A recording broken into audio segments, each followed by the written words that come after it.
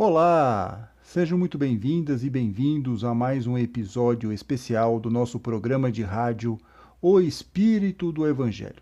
Aqui é Antônio Campos. E o programa desta semana vai falar sobre os 160 anos do Livro dos Médiuns. Em 15 de janeiro de 1861, Allan Kardec lançava a segunda obra da codificação espírita. A primeira publicação, como vocês sabem, foi o Livro dos Espíritos, que teve a primeira edição em 1857.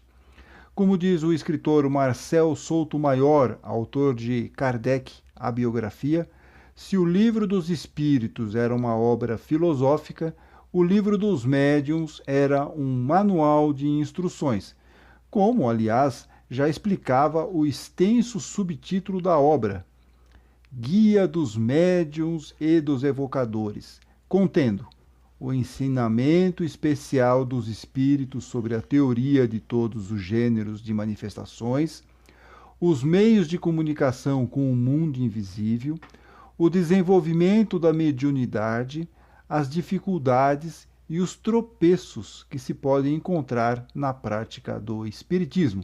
Tudo isso era o extenso subtítulo lá do Livro dos Médiuns. E 160 anos depois de sua primeira edição, o que podemos falar sobre o Livro dos Médiuns? Neste episódio, vamos abordar dois aspectos a partir de entrevistas que fizemos para o podcast ao longo de 2020. Primeiro, vamos entender o método de Allan Kardec para a investigação dos fenômenos mediúnicos. Ouviremos um trecho da conversa que tivemos no programa 31 com o professor Marcelo Gulão Pimentel, doutor em História pela Universidade do Estado do Rio de Janeiro e autor de uma tese sobre o tema. Aproveitamos para falar sobre passes e a polêmica questão da possessão e incorporação. No segundo bloco, ouviremos também trechos da entrevista que realizamos com a escritora e expositora espírita Cristina Sensson sobre mediunidade. Ela responde algumas questões como: o que é ser médium? Como sei que sou médium?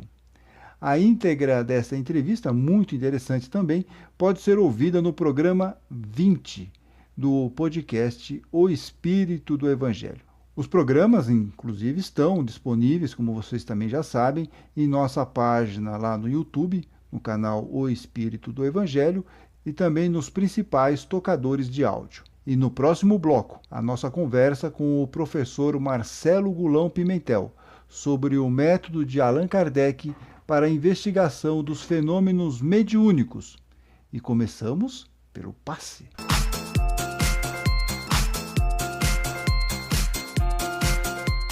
E na Revista Espírita, por exemplo, tem uma questão que é a Revista Espírita, deixa eu pegar aqui, é de 1865, setembro de 1865. E Kardec responde uma pergunta de um leitor falando sobre passe, que ele coloca como título Mediunidade Curadora. E o leitor reclama lá, fala assim, puxa, como é que eu dou passe? Como é que a gente faz esse trabalho de passe? E aí Kardec fala para ele o seguinte, que ele já explicou um pouquinho, estava meio espalhado, já falou um pouco no Livro dos Médiuns, na própria Revista Espírita e tal, mas que realmente um tratado regular, completo, ainda não pôde ser feito. E isso se prende a duas causas, diz Kardec. A primeira, que apesar de toda a atividade que desdobramos em nossos trabalhos, ou seja, ele estava lá se matando de trabalhar, mas ainda é impossível fazer tudo ao mesmo tempo. Isso Kardec colocando lá na Revista Espírita. E a segunda, que é mais grave, diz Kardec, está na insuficiência das noções que se possuem ainda a esse respeito. Ou seja, ele não tinha ainda todas as informações necessárias, ele se sentia inseguro para isso. Ele segue aqui falando o seguinte: o conhecimento da mediunidade curadora é uma das conquistas que devemos ao Espiritismo. Mas o Espiritismo que começa não pode ainda haver dito tudo. Não pode de um só golpe nos mostrar todos os fatos que ele abarca. Cada dia deles desenvolve novos, de onde decorrem novos princípios, que vêm corroborar ou completar aqueles que já se conheciam. Mas é preciso tempo material para tudo. Isso o Kardec colocando, ou seja, era algo muito difícil, era mais ou menos como se ele estivesse andando de bicicleta e construindo a bicicleta, e mudando o pneu e tudo mais. É um negócio bem difícil mesmo, né? Exato. E o Kardec fazia muitos ensaios, né? Em obras póstumas, muitas vezes, nós temos esses ensaios que foram publicados. E esses ensaios, o Kardec não tinha certeza sobre aquilo. E então ele fazia um ensaio e esperava confirmações vindas das comunicações mediúnicas dos diversos locais. Se as comunicações estivessem fluindo naquele sentido, ele tirava o ensaio da gaveta e desenvolvia. Se não, ele mantinha engavetado. Era mais ou menos assim que ele constituía o espiritismo. Ele diz isso na Gênese, né? E aí ele dizia que quando um tema era muito peculiar, quando o trabalho estava muito engrenado, azeitado, parecia que as comunicações confluíam chegavam ao mesmo tempo com o mesmo sentido, pedindo para serem publicadas.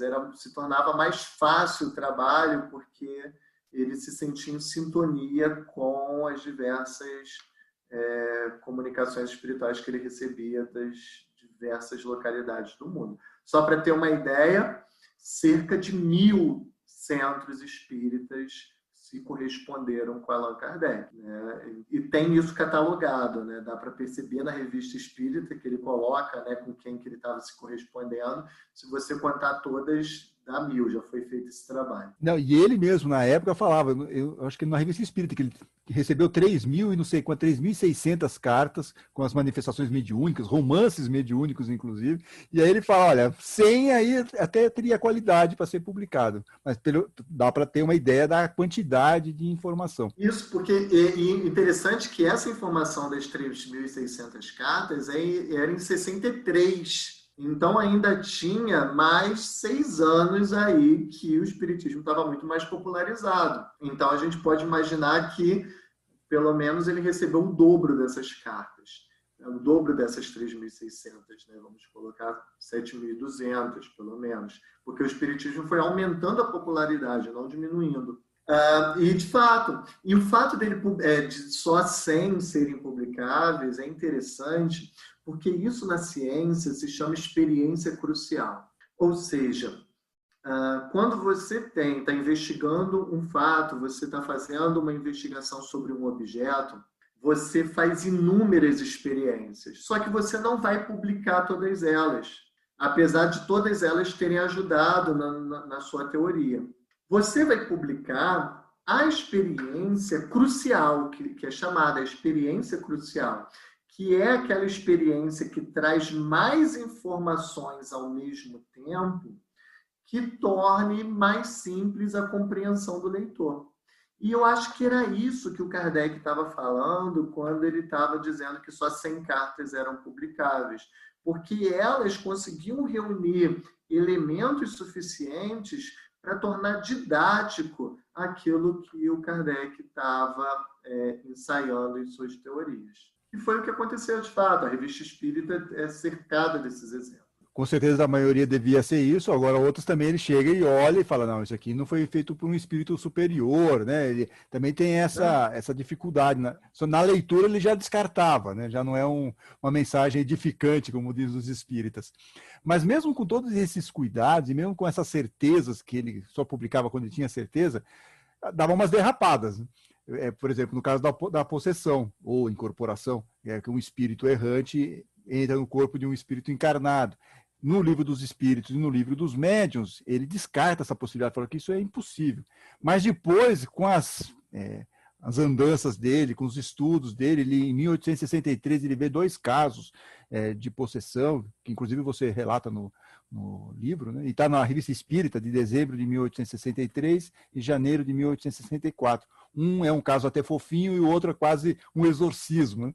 E aí ele vai remodelar isso lá no livro A Gênese. Então mostra também que, do lado científico, ele não era uma pessoa dogmática, que ele mudava de opinião a partir do momento que ele era confrontado com fatos muito objetivos. É isso? É isso. E você sabe, Antônio, que na ciência, a ciência, embora muitas vezes ela não aceite isso, quer dizer, que na prática isso não seja reconhecido, a boa ciência é aquela capaz de se refutar, ou seja, capaz de negar princípios para poder, quando esse princípio se mostra falso, ou insustentável. E essa é uma característica muito forte da ciência, que foi consagrada pelo Karl Popper, né, que é o princípio da falsificabilidade. Então, a capacidade de uma ciência de poder descobrir que algum princípio dela está errado, e mesmo assim, e ela se corrigir e continuar coerente, é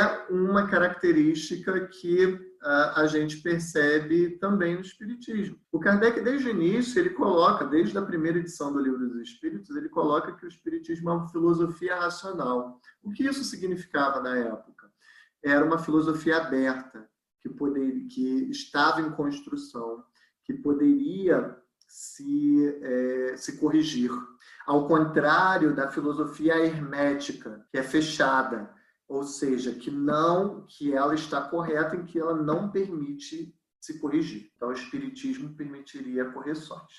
E um dos casos, nós não temos só esse, temos outros, é o caso da possessão. Só que, logo depois que ele publica o Livro dos Médiuns, ele se depara com um fenômeno de possessão coletiva que aconteceu na fronteira da França com a Itália. Era um território que a França tinha acabado de absorver. E era uma possessão, e era casos de possessão coletiva, assim era chamado, né? Casos de possessão coletiva de Morzine.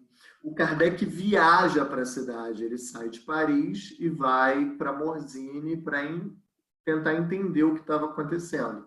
Não só ele, como muitos psiquiatras, muitos médicos iam lá para tentar entender, porque eram relatos de 100 pessoas em estado de possessão ao mesmo tempo. Então ele vai observar. E o interessante é como que ele fazia isso, se ele publicava a Revista Espírita mês a mês. O Kardec, é uma tradição na França ter pelo menos 2 meses, era uma tradição francesa ter 2 meses de férias. E o Kardec, ele tirava os meses de agosto e setembro de férias. Só que ele deixava pronta, em julho, as edições de agosto e setembro prontas, e aí ele fazia a viagem. Ele dizia isso, né? Ele não enganava ninguém. Ele saía de férias e deixava as edições prontas, ele avisava isso.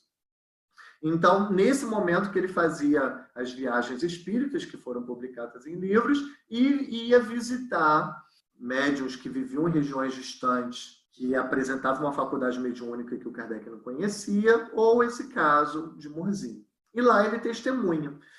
Quando ele testemunha, ele fica extremamente intrigado. Aquilo muda a mente dele. E depois ele vai fazer uma experiência em Paris, em que ele percebe o caso de possessão, né, de uma menina que recebia um médium, um espírito de uma pessoa conhecida, uma menina bem jovem, e essa pessoa conhecida tinha características, naquele momento do estado de possessão que o Kardec relata, que eram trejeitos típicos da pessoa quando viva. Ele descreve Forma isso de se sentar, forma de falar, enfim. E a partir dessa experiência em Morzine e dos casos da experiência que ele reproduz em Paris e de outros casos que ele recebe, ele volta atrás e diz: sim, eu havia dito que não havia possessão, mas observando os casos de Morzine e outros casos, eu cheguei à conclusão de que há possessão sim. E ele coloca isso na Revista Espírita, citando esses casos de Morzine. O interessante é que o Livro dos Médiuns, ele não fez essa correção no Livro dos Médiuns. E em obras póstumas, o Le Marie publica mais uma vez a sua teoria antiga, que era a mesma teoria publicada no Livro dos Médiuns, de que a possessão não existia. Então é muito comum no Espiritismo não considerar a possessão como um fenômeno espírita, de negar a possessão nos primeiros... de negar a possessão, inclusive, né? porque a Gênese é uma obra pouco lida, né? Ah, sim, mas é isso que eu ia falar, porque lá na Gênesis ele arruma, inclusive tem o capítulo, é obsessão e possessão, e aí ele tem um item, acho que é o 45, e diz inclusive que pode ter a possessão não de um espírito só, um espírito mais negativo, vamos chamar assim, mas também pode ter uma possessão de um espírito do bem, querendo dar uma ênfase aí numa mensagem, por exemplo, mediúnica. É interessante, mas isso que você está falando é correto, ele está no meio da Gênesis e às vezes as pessoas nem percebem que está lá essa informação. Exato, exato. Então é interessante que ele se corrige, e ao corrigir isso, os princípios fundamentais do Espiritismo não são alterados em nada, e assim ele ia fazendo suas investigações dentro desse espírito progressivo de desenvolver uma ciência, né? De desenvolver teorias a partir das comunicações que recebia, da consciência das induções. É interessante que ele coloca os princípios como ensaios teóricos. Ensaio é algo que ainda não está definitivo, né?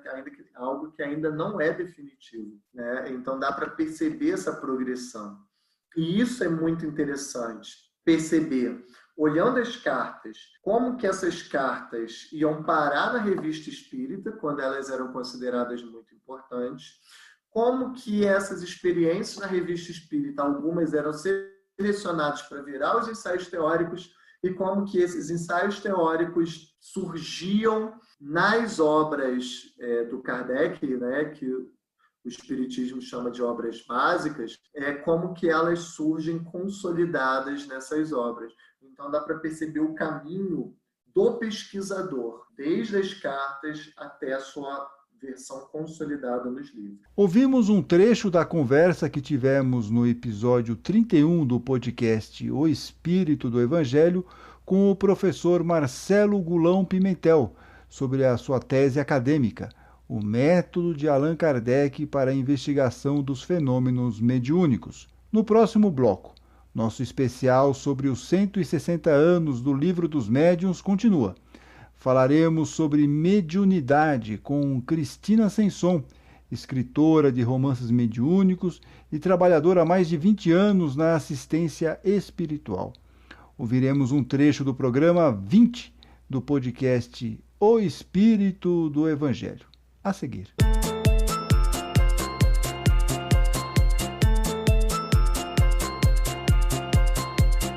E quando nós falamos sobre mediunidade, parece que é algo exclusivo dos espíritas ou espiritualistas, mas a mediunidade sempre existiu na humanidade, não, Cris?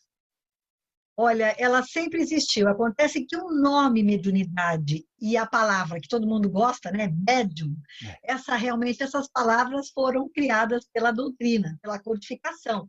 Foi a primeira vez que nós vamos encontrar esses dois nomes, mediunidade e médiums, que realmente foi através de Kardec que nós pudemos, vamos dizer assim, que ele pôde codificar e nos balizar para que a gente possa entender se tudo isso, como você mesmo falou no início, será que realmente eu sou médium? Será que é fruto da minha imaginação?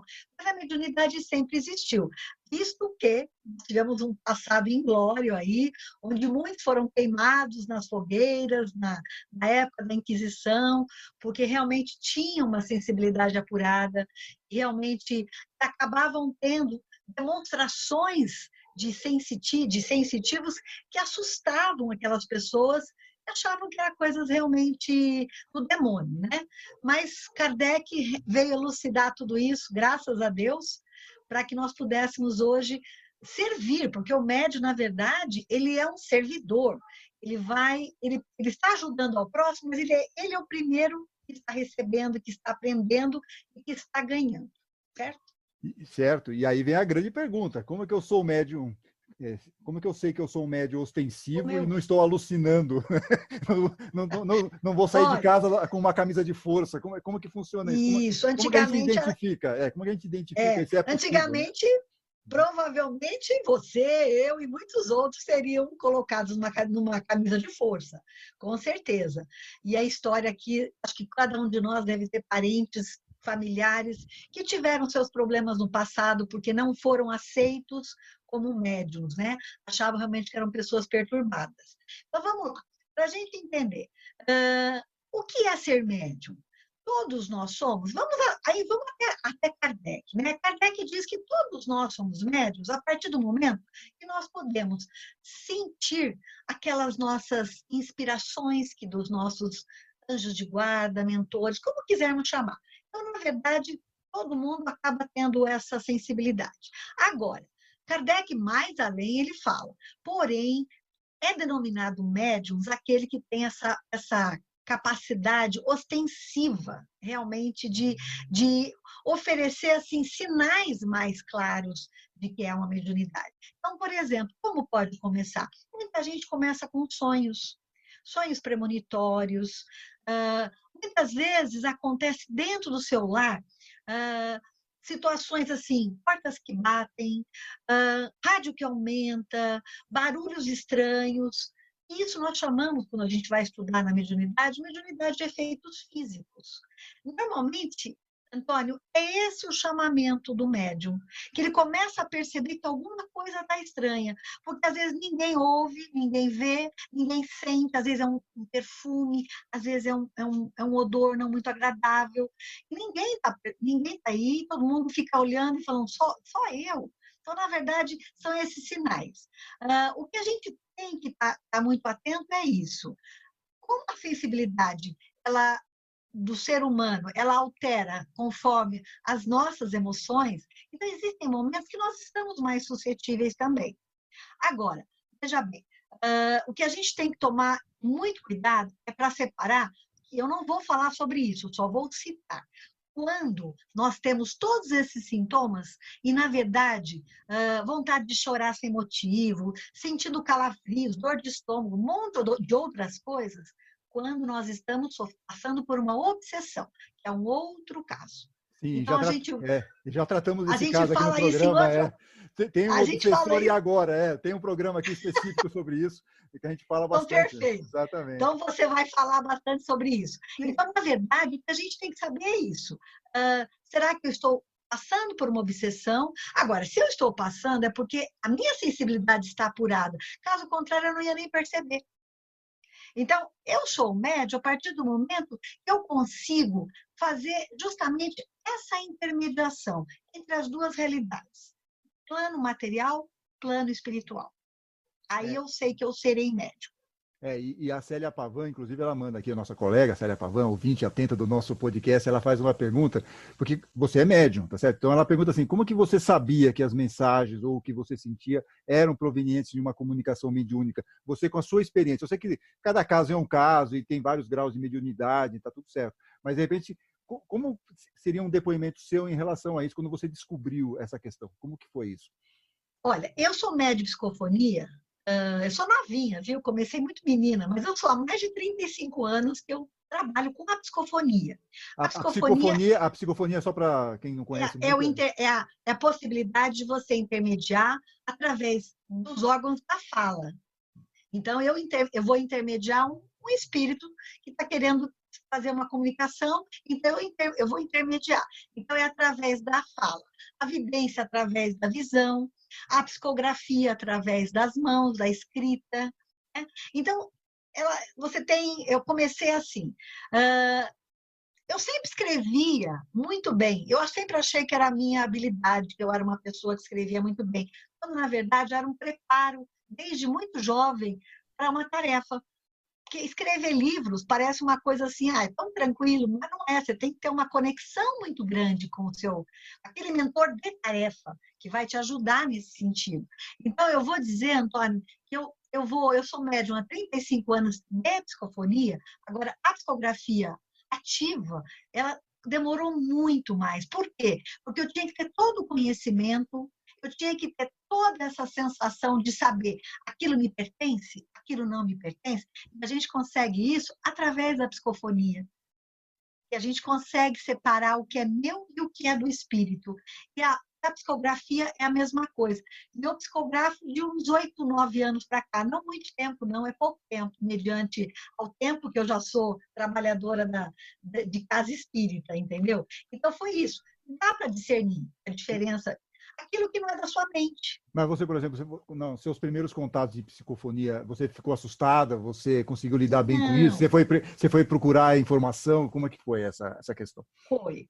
Na verdade, eu conto para os meus alunos, porque muitas vezes eles acham que a mediunidade, seja ela qual for, ela tem que ser realmente muito traumática, torturada, muito perturbadora, causando muitos problemas no médium. Para mim foi algo natural. Eu fui a primeira vez numa casa pequenininha espírita e o mentor e o diretor lá falou: "Mocinha, senta aqui, fica perto aqui". Na hora que iniciou todo o trabalho, pela primeira vez eu senti algo muito estranho, que aí eu acho que todo mundo deve sentir, aquela sensação assim de uma vontade de chorar, algo que estava dentro de você que queria sair, você não sabia o que era. Eu comecei a falar. A partir daí eu comecei a estudar. É aí que eu fui para o estudo. Eu não conhecia a doutrina espírita. Então, eu fui estudar. O estudo realmente é que vai dizer o que você pode, o que você não pode, aquilo que é certo, aquilo que não é, aquilo que a fantasia, muitas vezes, porque muitas vezes a gente fantasia muita coisa. Então, é somente o estudo, Antônio. Não tem outra alternativa senão a gente estudar. E aí foi um processo de fazer cursos, de estudar e trabalhar ativamente. Nunca deixei de trabalhar desde que eu comecei com essa ferramenta. Então, eu acho que isso aí me deu realmente uma bagagem boa. Aí eu fui estudar, eu fui querer ser expositora, e nessa brincadeira toda, há 20 anos que eu dou aula. Então, eu aprendo muito com meus alunos, a todo momento. Mas dá para discernir, sim, aquilo que a gente diz o seguinte, aquilo que passa na sua mente, se você não está pensando, aquilo não lhe pertence. Então, é isso que a gente tem que então, você tem que se concentrar. Aí é todo um trabalho que nós ensinamos na escola mediúnica. O trabalho realmente do médium. E essas dúvidas, por exemplo, tem um ouvinte aqui, o Kleber Bahia, ele diz que vê umas sombras que passam muito rapidamente, principalmente quando ele está meio sonado, sabe, né? Entre a vigília e quase despertando. Isso, isso. Ele diz para mim que ele não é espírita, ele diz aqui, mandou uma mensagem, ele não é espírita, e ele não sabe se ele é médium ou não. E aí ele pergunta, o que eu tenho que fazer para esclarecer isso? Eu acho Então, que muitas pessoas têm essa mesma situação, essa mesma sensação, né? exatamente. O que fazer? Você não precisa, eu falo isso, você não precisa ser espírita para você cuidar da sua ferramenta mediúnica. Eu tenho muitos alunos que jamais abandonaram suas outras crenças, mas eram médiums e queriam ser úteis. Então, o que eu recomendo a esse nosso amigo? Que ele realmente busque uma casa, primeiramente, para que, se ele está se sentindo bem ou não, aí isso vai depender dele. Porque, veja bem, o que a gente fala para o aluno é o seguinte: como é que você sabe que você está acompanhado de um companheiro do mundo espiritual ou não? Aquela sensação de você se sentir vigiado, aquela sensação de que tem alguém próximo, mas você não vê ninguém, mas você sente. Se você sente coisa boa, se preocupe. Deve ser o mentor espiritual que está lá e a tua sensibilidade está boa. Caso contrário, aí sim você tem que buscar uma assistência espiritual para poder ajudar esse irmãozinho que se aproximou de você.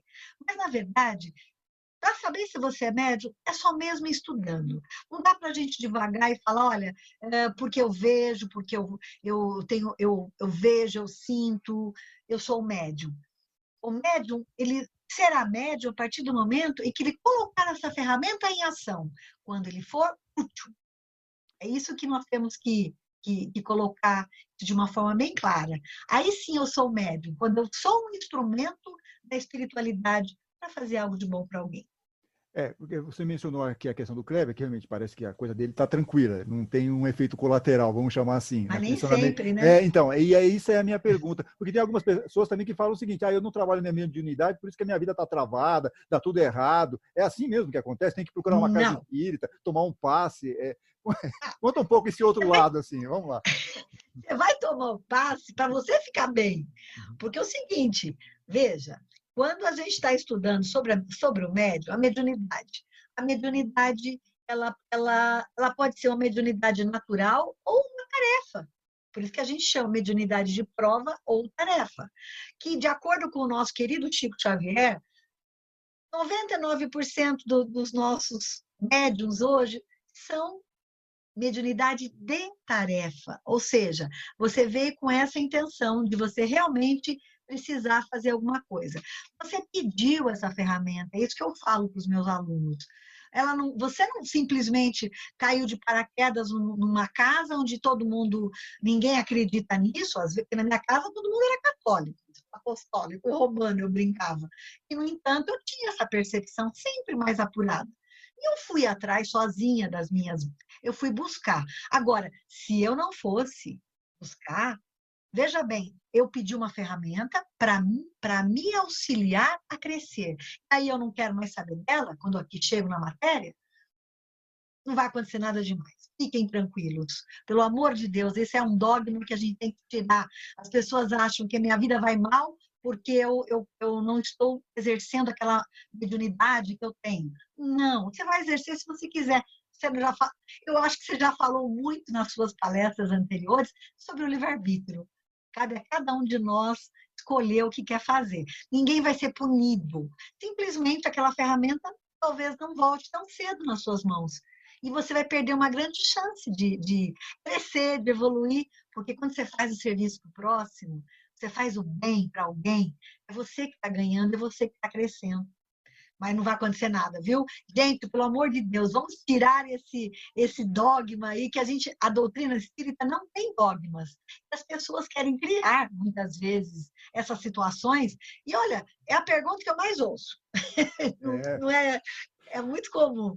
Exato, e fica sempre esse pavor, né? E vira, por exemplo, tem outros casos, até você estava falando aí em relação a essas dificuldades, por exemplo, a ouvinte Márcia de Souza diz que vê e ouve, mas ela não quer ter essa habilidade, porque a sua formação familiar é evangélica. E lá se diz que conversar com o espírito não é coisa boa. Essa é uma questão muito interessante, não? Porque realmente há essa confusão, há uma certa desinformação em relação a isso. Então, ela não vai conversar com os espíritos, ela pode ouvi-los. Agora, se eles a estão perturbando, então ela que procure na própria crença dela o auxílio. Agora, não vai ficar realmente, vamos dizer assim, não vai causar nenhum mal. Agora, veja, a doutrina espírita não é uma religião, é uma filosofia. Não há mal nenhum em nós buscarmos o conhecimento, como eu falei. Vamos lá, vamos conhecer. Os cursos são muito esclarecedores. Eu estou falando da nossa casa, mas existem muitas casas maravilhosas, espíritas, em que você vai e você não precisa nem falar o que você é, porque a verdadeira casa espírita, ela não vai perguntar qual é a tua, se você é católico, se você é evangélico, se você é budista, isso não vai perguntar. Então, não tem problema algum. Agora, a partir do momento que ela começar a se perturbar com isso, o que vai acontecer com ela? Ela vai começar a perder energias, vai ficar apavorada, vai ficar com medo, ela não vai. Aí você sabe que a parte emocional, ela vai acabar sendo somatizada, aí vem outras doenças, as psicossomáticas que nós sabemos.